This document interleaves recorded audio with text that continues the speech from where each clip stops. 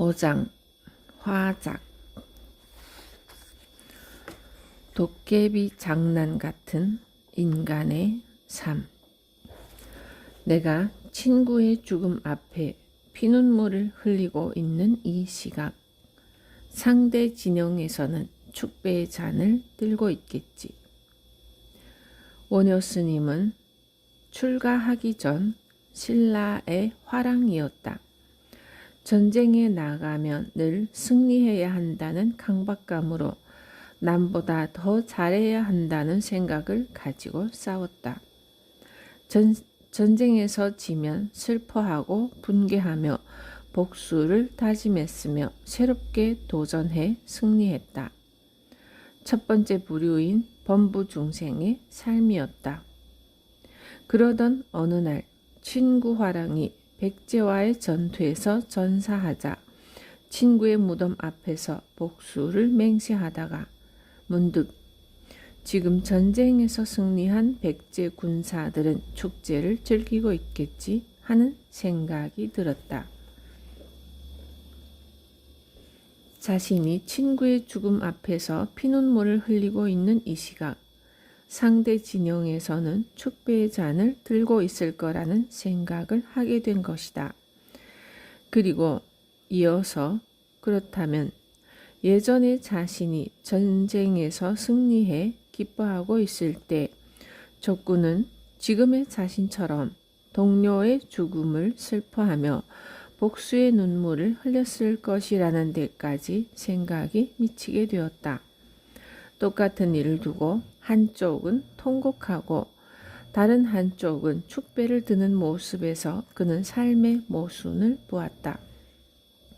인간의 삶이 도깨비 장난과 같은 것임을 알게 되자 원효 스님은 그 자리에서 바로 스스로 머리채를 자르고 출가했다. 그리고 자기 집을 초계사라 이름 붙여 법당을 만들고 수행정진에 몰두했다.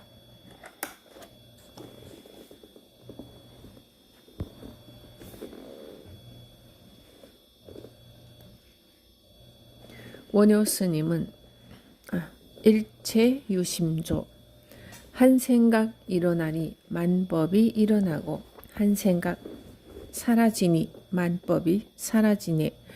일체가 다 마음이 짓는 바이거늘. 원효 스님은 열심히 불경을 보았다. 경전에는 중생사의 괴로움과 즐거움의 원인 그리고 해결 방법까지 자세히 쓰여 있었다. 경전 속에서 진리를 찾으려는 구도심은 날로 커져갔고 잠자는 것도 먹는 것도 잊고 철저하게 계율을 지키며 진리 추구에만 몰두했다. 전쟁터에서 용감히 싸울 때에도 때로는 죽을까봐 겁이 난 적도 있었지만 이제는 오히려 죽음에 대한 두려움도 없었다.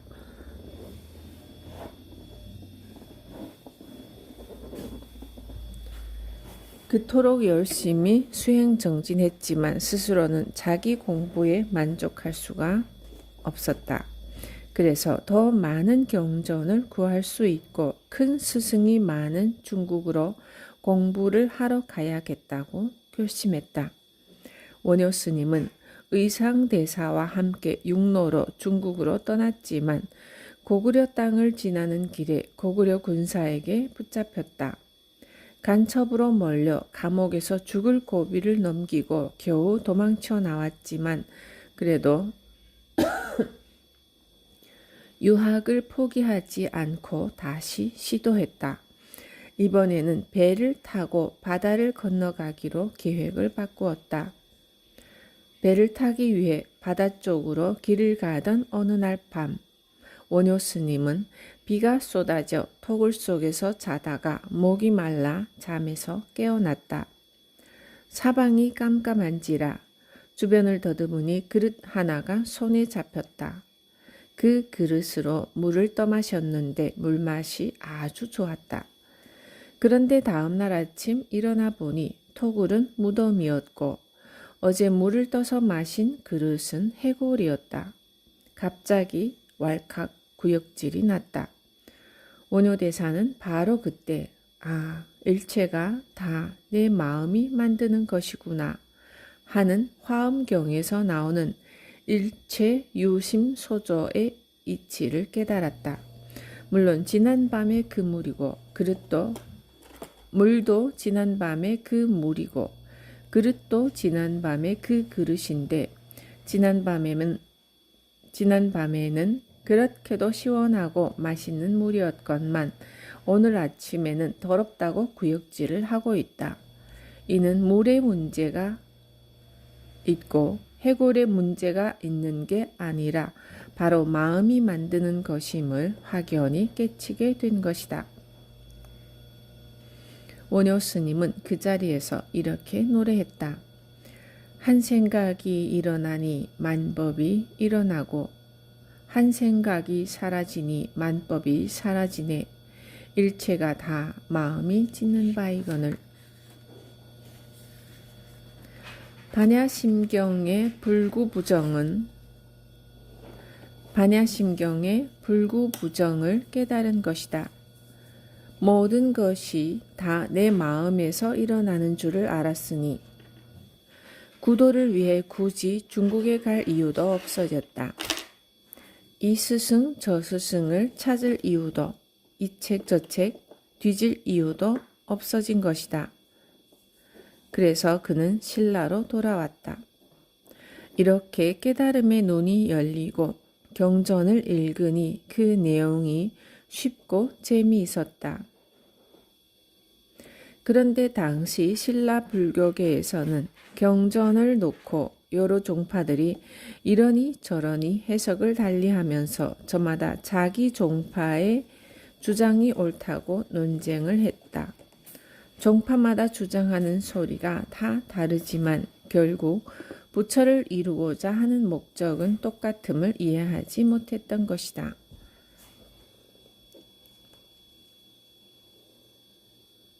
예를 들어 부처님께서 서울 가는 길을 물었다고 할 때 어떤 경전을 보면 동쪽으로 가라 하고 어떤 경전을 보면 북쪽으로 또 어떤 경전은 서쪽으로 가라 했다.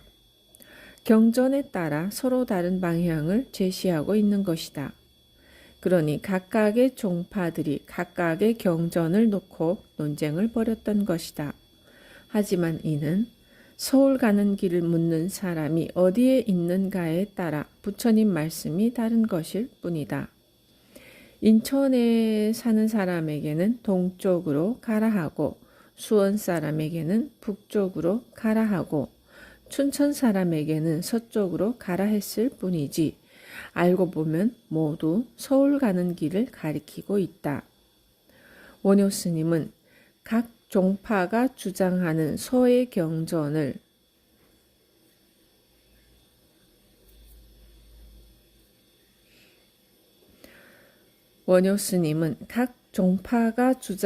소의 경전의 요점을 뽑은 종요를 알면 종파 간에 서로 다투거나 논쟁할 필요가 없다고 했다.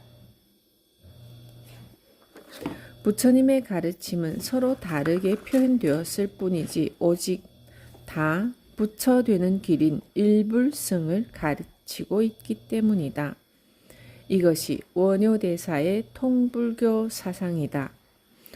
통불교 사상은 각 종파의 주장을 통합시킨 회통불교라고도 하는데 중국에서 발달한 종파불교 입장에서는 쉽게 이해할 수 없는 한 단계 높은 차원의 경지이다. 당시 중국의 종파불교는 사상의 깊이는 있었지만 불교 사상 전체를 하나의 가르침으로 통일시키진 못했다.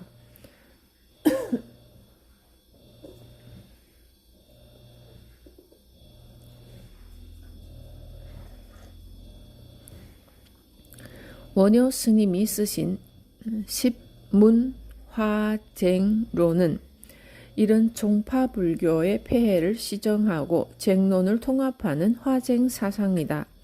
특히 대승기신론소는 워낙 뛰어난 책이어서 중국에서는 이 책을 해동소라 부르며 학생들이 교재로 삼아 배우고 글을 쓸 때면 항상 인용했다.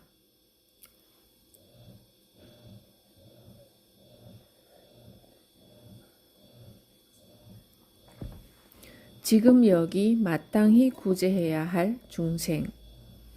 마땅히 구제해야 할 중생을 지금 여기에 두고 어디 가서 별도의 중생을 구제한다는 말이오. 원효 스님은 어느 날 외출했다가 분황사로 돌아오는 길에 대한대사를 만났다. 대한대사는 원효 스님보다 나이가 많은 스님으로 저자 바닥에서 일반 대중과 어울려 사는 특이한 스님이었다. 당시 신라 불교계에서는 대한대사를 제대로 인정하지 않았다. 그런 대한대사가 원효 스님을 보자 반갑게 인사하며 아는 척을 했다. 대사가 쓴 글은 정말 대단히 깊이가 있더군. 대한대사는 원효 스님을 칭찬하며 어디 가서 자기와 이야기를 좀 하자고 했다. 원효 스님은 대한대사를 따라갔다. 대한대사는 원효 스님을 천민이 사는 동네로 데리고 갔다. 원효 스님은 그때까지 천민 동네에 가본 적이 없었다. 젊어서 화랑이었을 때에는 귀족 출신이니까 그런 천민 마을에 갈 이유가 없었고 출가해 스님이 된 뒤로는 천민 마을 민가에 갈 일이 없었던 것이다. 대한대사는 원효 스님을 데리고 주막집으로 들어가 자리를 잡고 앉더니 큰 소리로 외쳤다. 어이 주모, 여기 귀한 손님 오셨으니 술상 하나 봐주게. 술상을 봐달라니 그건 출가 승려로서는 도저히 용납할 수 없는 일이었다. 원효 스님은 자리에 앉지도 않고 바로 뒤돌아 나왔다. 이복의 원효대사 등 뒤에서 대한대사가 자신을 부르는 소리가 크게 들렸다. 그러나 원효 스님은 뒤도 돌아보지 않고 주막을 나왔다. 그렇게 황급히 되돌아가는 원효 스님의 뒷전을 향해 대한대사가 말했다. 대사, 마땅히 구제해야 할 중생을 지금 여기에 두고 어디 가서 별도의 중생을 구제한단 말이오.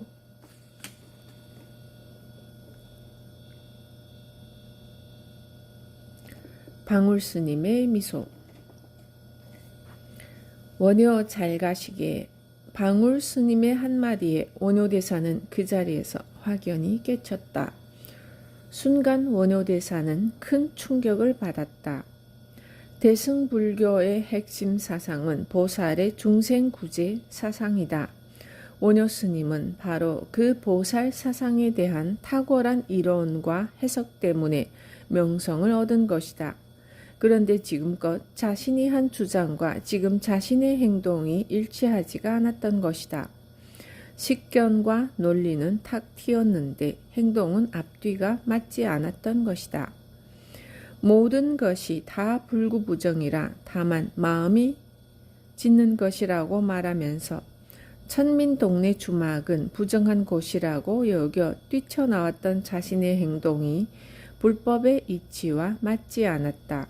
원효 스님은 자신의 공부가 부족하다는 걸 이치는 깨쳤지만 삶의 현실 속에서는 실천이 되지 않았다는 걸 알게 되었다. 그 뒤 원효 스님은 승려들을 가르치던 스승 역할을 그만두었다. 남을 가르치고 글을 쓰는 대신에 머리를 기르고 신분을 숨긴 채 승려들이 모여 공부하는 절에 들어가 부목 생활을 했다.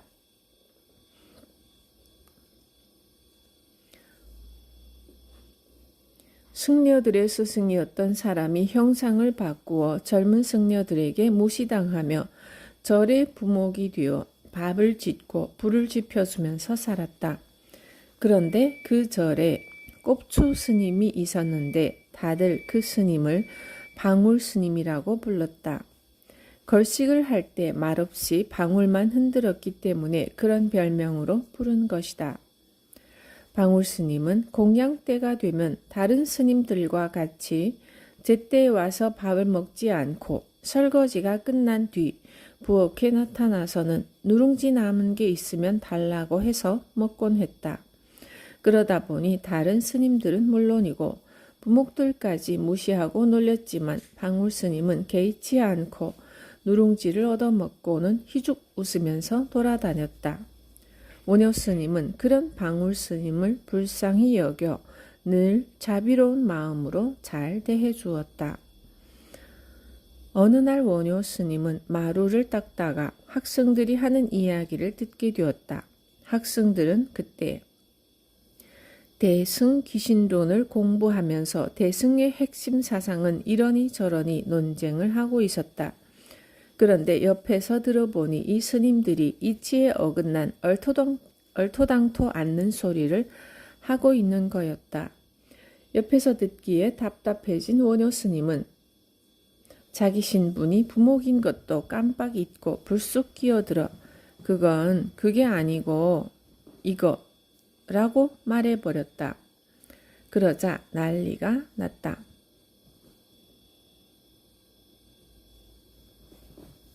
아니 이 부목놈이 어디 스님들 공부하는 데 와서 이러니 저러니 아는 체를 하는 거야. 그제야 자기가 실수했음을 알아차리고 원효대사는 얼른 고개 숙여 사죄를 했다. 소인이 뭘 모르고 저도 모르게 그냥 입에서 미친 소리가 나왔으니 용서해 주십시오.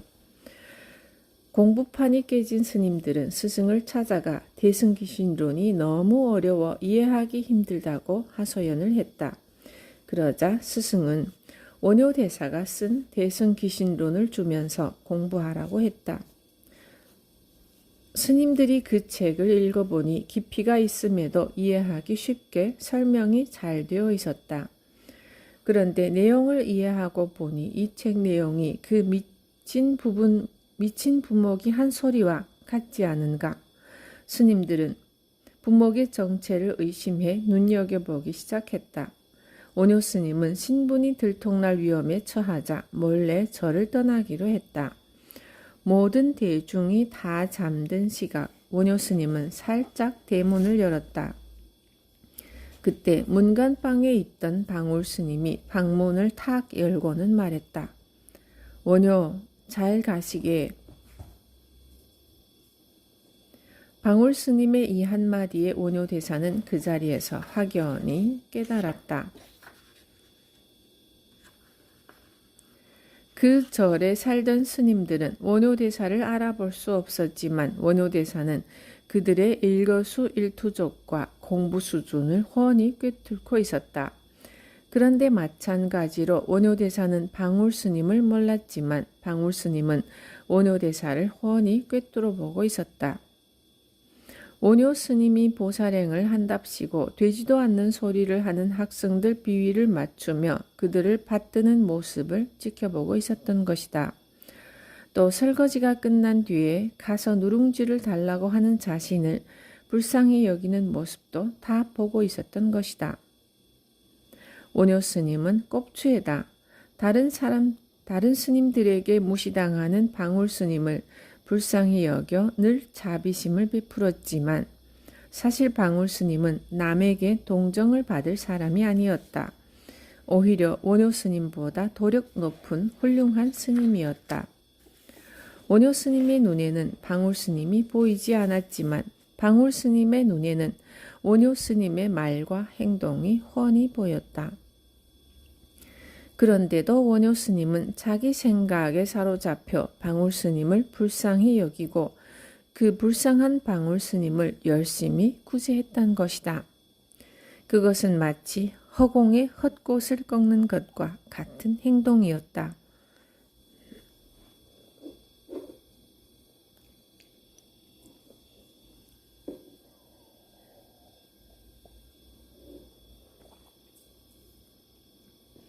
원효 잘 가시게 이 한마디에 원효 스님은 그때까지 가지고 있던 자신의 환영을 확 깰 수 있었다.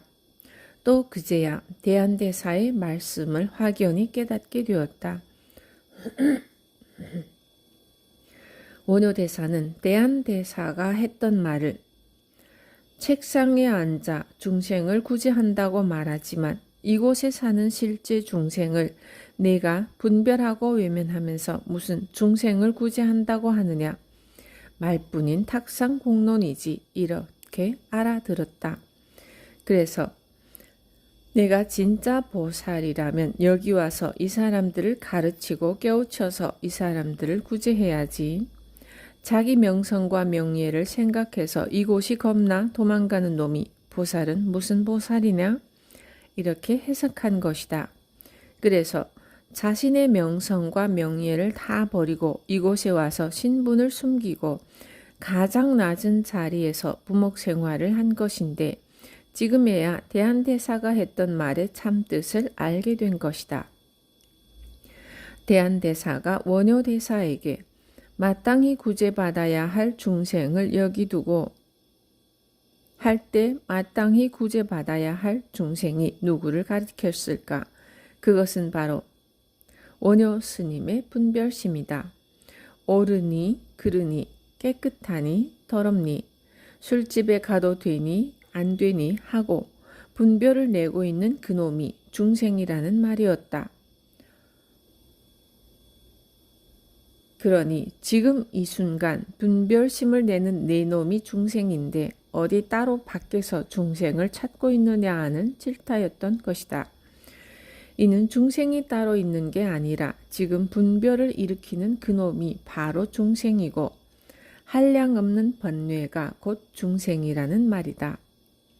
천민촌에 있는 사람들은 중생이고 나는 보살이어서 내가 그들을 구제해야 한다는 생각, 그게 바로 중생심이었다는 것이다. 대한대사는 천민들을 불쌍히 여겨 그들을 구제하려고 거기 있는 게 아니었다.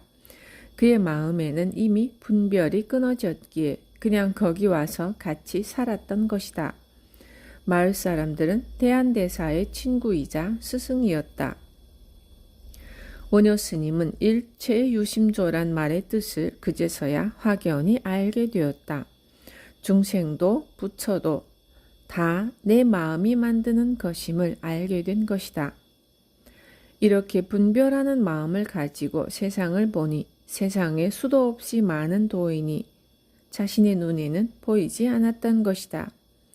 원효 스님은 그 길로 천민들이 사는 동네로 갔다. 물론 그들을 구제하러 간 건 아니었다. 내가 너를 구제한다느니 하는 나와 너의 분별이 사라졌으므로 그들은 더 이상 구제할 대상이 아니었다. 그들이 바로 그의 스승이자 도반이어서 스승으로 받들고 도반과 더불어 살려고 간 것이다. 그런데 천민 마을에 가자마자 원효 스님은 또 다른 장벽에 부딪혔다. 마을 사람들이 위대한 원효 대사님이 오셨다며 떠받드는 것이다.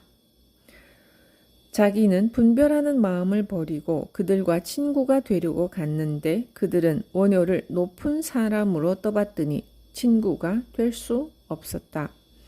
전에는 자신이 그들을 불쌍하게 봐서 친구가 되지 못했는데 이번에는 거꾸로 그들이 원효를 높이 받더니 친구가 될 수 없었다. 원효 스님은 다시 깊이 살펴보았다. 이게 내 문제일까? 그들의 문제일까? 나는 그들에게 열린 마음을 냈는데 그들이 도리어 나를 떠받드는구나. 이제 내가 어떻게 할 수 있겠는가? 원효 스님은 결국 이것 역시 자기 문제라는 걸 알게 되었다. 그 유명한 원효 대사는 이름이 장애가 되고 있음을 깨달은 것이다. 화작 보살이 중생을 구제하기 위해 인연따라 1100억까지로 화현하는 모습. 보살행의 마지막 단계 화작. 그 뒤 원효 스님은 요석공주와 스캔들을 일으켰다. 그러자 이제까지 원효 대사를 위대하다고 떠받들던 왕족과 귀족, 스님들이 원효 스님을 손가락질하며 절에서 추방해버렸다. 위대한 스승이 하루아침에 아주 형편없는 놈이 되어버린 것이다. 이렇게 원효 스님은 스스로 원효대사라는 위대한 이름을 버렸다. 천민들이 신분적 차별 때문에 사회에서 소외되었다면 원효대사는 파괴로서 승려사회에서 추방당해 불교가 지배하던 사회로부터 소외된 것이다. 그러자 비로소 천민마을 사람들은 승려사회에서 쫓겨나 별 볼 일 없는 사람이 된 원효 스님을 친구로 받아들였다. 이제 그에게는 위대한 원효라 할 만한 어떤 허울도 없어졌다. 원효대사라 불리던 위대한 스님은 이 세상에서 사라진 것이다. 원효대사는 스스로를 소성거사라 칭하며 천민들과 어울려 살며 깡패, 술꾼, 사기꾼, 도둑 같은 사람들과도 친구로 지냈다. 그런데 그렇게 원효대사와 어울려 살던 천민마을 사람들이 몇 년이 지나자 도둑은 스님이 되겠다 하고 살생하던 사람은 살생을 멈추고 깡패가 착실하게 일을 하고 술꾼이 술에 취하지 않게 되었다. 이것이 바로 보살이 중생을 구제하기 위해 인연따라 1100억까지로 화현하는 모습, 보살행의 마지막 단계인 화작이다.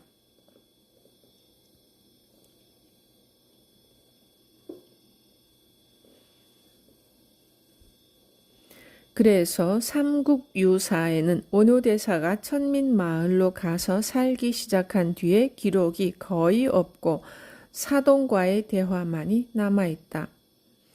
땅꾼인 사동은 어머니가 죽자 친하게 지내던 원효대사에게 도움을 청했다. 당시 천민은 부모가 죽어도 묘를 쓰거나 관에 넣지 못하고 시체를 그냥 숲에 가져다 버리거나 맨 땅에 묻어야 했다. 사동은 어머니 시체를 거적대기로 둘둘 말아 원효대사와 둘이 들고 산으로 갔다. 적당한 산기슭이 나오자 땅을 파고 시체를 묻으며 사동이 말했다. 너는 그래도 옛날에 스님이었으니 우리 어머니 왕생 극락하시라고 연불 한번 해봐라. 그러자 원효대사가 개송을 읊었다. 태어나지 말지다. 죽는 것은 괴로움이다. 죽지 말지다. 다시 태어나는 것은 괴로움이다. 원효대사는 짧게 연부를 했지만 사동은 이것도 길게 느껴졌다. 야, 이 먹물아, 말이 너무 많다. 좀 더 간단하게 해봐. 그러자 원효대사는 다시 딱 한마디로 연부를 했다. 생, 사, 고. 즉 사는 것도 죽는 것도 괴로움이다 라고 한 것이다. 그러자 비로소 사동은 웃으며 만족해했다. 원효대사의 삶을 앞에서 구분했던 4단계로 비추어 살펴보면 청년 시절 화랑때가 첫 번째 단계인 사법계 차원의 삶이고 출가 후 법을 구하기 위해 죽음을 두려워하지 않고 용맹정진하던 시절은 두 번째 단계인 이법계 차원의 삶이다. 해골물을 마시고 일체유심조를 깨달은 이후에 세 번째 단계인 이사무의 법계 차원의 삶이고 파괴 후 세상 속으로 들어간 이후는 네 번째 단계인 사사무의 법계 차원의 삶이라고 할 수 있다. 그러므로 원효대사는 이 땅에 나타나신 붓다라 할 수 있다. 바라는 마음을 버림으로써 오히려 진정한 이익을 볼 수 있다. 바라는 마음을 버리는 10가지 수행을 놓치지 않는다면 세상살이에 겁날 게 없으므로 어느새 자유로운 사람이 된 자신과 만나게 될 것이다.